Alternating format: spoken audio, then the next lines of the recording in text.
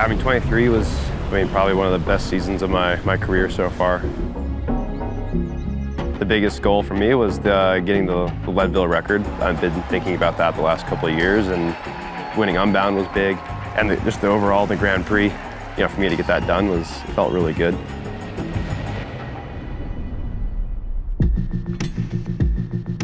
Winning races is a lot of fun, and that's why a lot of us do it, but I think it's also the competitive drive of like, oh, I'm just gonna make these guys hurt, Like if I'm hurting, everyone else is probably hurting as well, and I think like racing aggressively and be able to race flat out is the best kind of racing.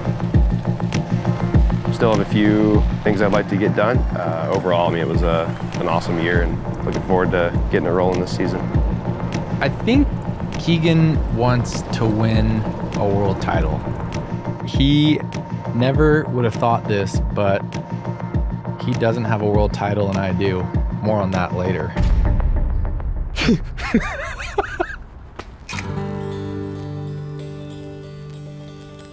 I am the 2023 single speed world champion. It's a prestigious title.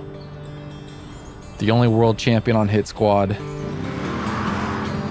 Man, I was like, you have to win just so you can talk shit that you have a world title and Keegan doesn't.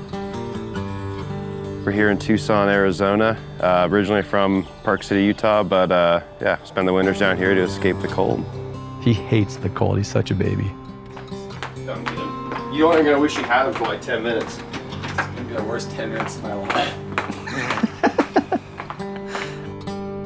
So before the team, we never really had a reason to hang out or ride. We weren't at the same races, we weren't at the same events. Then once we were on Hit Squad together, we started hanging out together, riding together. Is this thing on? Got the dad cam out. And our friendship blossoms.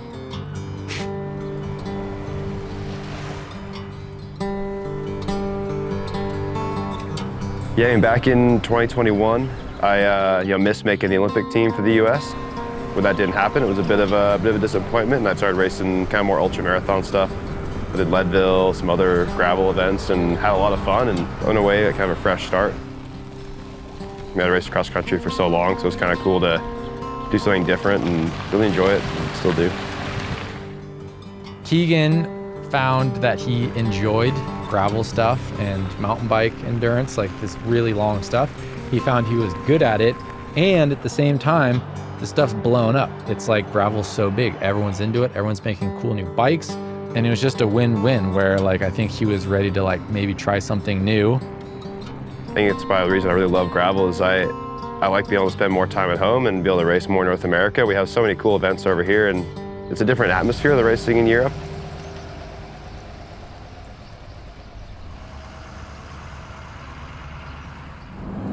Where are we going? Patagonia. We're gonna find the spirit of gravel. Oh my God.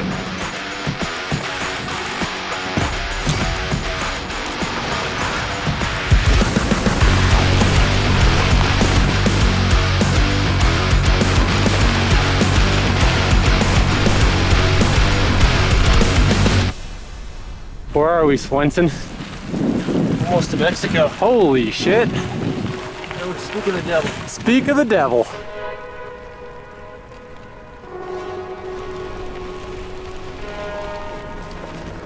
We've been racing each other since we were just young, and we had a friend send us a picture the other day of us both on the podium at Junior Short Track Nationals from 2012. Tobin's raced a fair bit more road than I have, and obviously a lot more cyclocross, so he's kind of got a different lens on racing. He's always got a bit better of an eye for is like the last few K of a race. So we'll always run through and he'll like have a look at it with me, and we'll be like, all right, you're gonna attack here, and then you're gonna make sure you lead into this corner, and here's how you're gonna win. So we're always like kind of looking out for each other, and it always just helps to have a teammate in these hectic starts, because we're together, people generally give us a little bit of space and be like, okay, like I'm with him, he's with me, we'll just we'll do our thing. Being in that position doesn't just happen like with any two people, any program, any team. It's just like a chemistry thing. Like you're just buddies. If I'm in a position to win, he's stoked. If he's in a position to win, I'm stoked. We lost. Right? It's definitely a bit of peace of mind having someone out there you can trust, and like someone you have a wheel you can follow closely, and like if I need something, like Tobin will get me to the front, or yeah, just having him there is like a big peace of mind. And at the end of the day, like whatever happens, everyone's happy about that outcome. And that's kind of why this dynamic is so special and works. Tubbs is a solid wingman and teammate. We're only about 5 minutes into today's race, and we've seen one rider on the front setting pace as the riders head out of town. That is Tobin Ortenblad of the Hit Squad. Leadville is at 10,000 feet base, and it goes up to like 12 or 13,000. And I mean, it's no secret, I hate racing at altitude. I just don't like it. It just sucks. It's not his best to just not tell him. Dude, I felt so bad when I started looking, and then I'm like, dude, we're at 6,000 feet. Like, of course this feels like shit. I wasn't excited to go do it. I was just kind of dreading it. And so Keegan's like, hey, I think maybe there's a way you could like help me set this record, which I was like, dude, anything.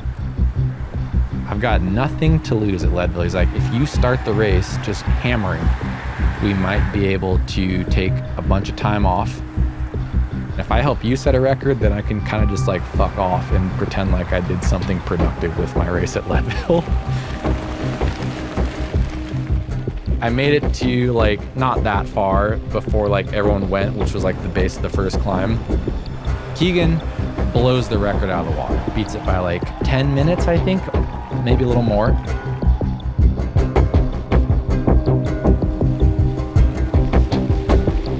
Whatever I did to help shed time is not why he won the record. I might have helped take a minute or two off, but he just smoked the record because he's an animal. You know, setting the record and, you know, beating it by that much was like, that was pretty cool. You know, that was something that I've been chasing for a long time, and like, I don't know, I'll be curious to see like how long it'll take before it's beat. Check out this bad dog. He had this tiered like bonus structure for me. Some big dog 50 mil tires. I was like, dude, that's cool. Like, I would have helped you anyways, but like, I knew that Santa Cruz had a new e-bike coming out, which was like a e-gravel bike, which I thought would be pretty cool. I made it not that far. Full boost. I just told him maybe he could buy me that e-bike, and that's what he did. They're like, oh, let's come do a shootout. I know all these people are almost professionals and don't have a job or wives. We're gonna start the fucking group right at 7 a.m. Mentally, I think Keegan maybe has an edge. If he knows that he did 7, 8, 9 hour ride, I think he can like have this security in that I've done so much hard work. No one has done any harder work than me, so how could he possibly beat me? Keegan had to subsidize 2 of my poles. Had to make him take an extra 30 seconds so I could have an extra 30 seconds. Tobin and I are always scheming up ways to keep people on their toes, you know, and sometimes I feel like people look to what we're doing to make a race plan. Oh, you were in a team kit, yeah?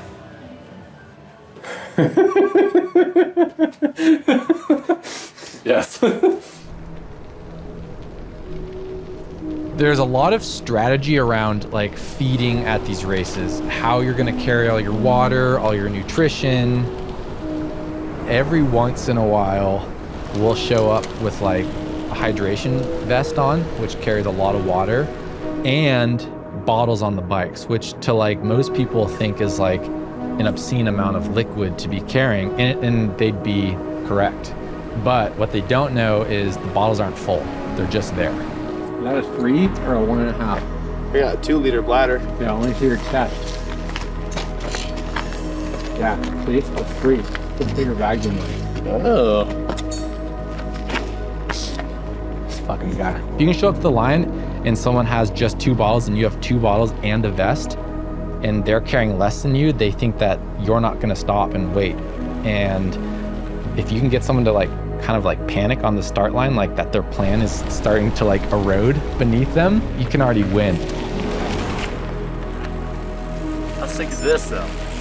Man, if you made me climb that, I'd cry.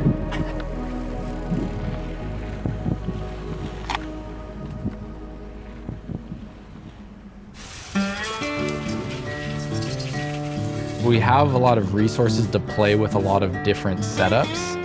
So yeah, we've tested a lot of weird setups. Like I raced mountain bike tires on my Stigmata. I've cut every single knob off the tire.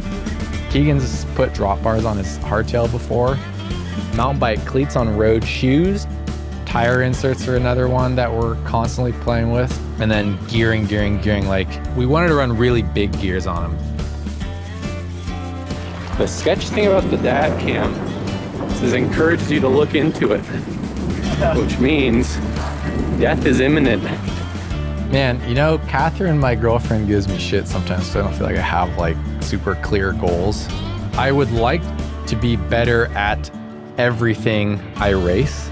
I put a lot of effort into that. I take it very seriously, even though I'm joking around a lot. Still have a few things I'd like to get done. You know, I was 5th at UCI Gravel Worlds and some work to be done there. And Marathon Mountain Bike Worlds, those are still 2 really big goals I have left.